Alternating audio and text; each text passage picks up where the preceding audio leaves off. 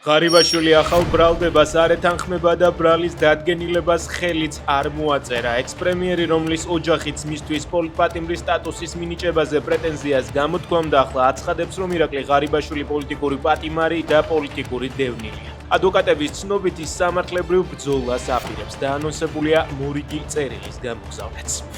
საქართველოს სახელმწიფო ელექტროსისტემის ხელმძღვანელის პოსტზე ვანო ზარდიაშვილი ოფიციალურად ჩაანაცვლა დავით ვარდიაშვილმა. ინფორმაცია, რომ ზარდიაშვილმა თანამდებობა დატოვა, ქვეყანაში ელექტროენერგიის მასშტაბური გათიშვების შემდეგ გავრცელდა. ეკონომიკის სამინისტროს განცხადებაში ხაზგასმულია, რომ მან თანამდებობა საკუთარი განცხადების საფუძველზე დატოვა. კობახიძის შემდეგ უკრაინას დამოუკიდებლობის დღე მიულოცა ყაველაშვილმა. საქართველომ კარგად იცის სუვერენიტეტის ჭეშმარიტი ფასი, უკრაინელ ხალხს უსურვებ მშვიდობას, სიმტკიცესა და ღირსეულ მომავალს ნათქვამია განცხადებაში.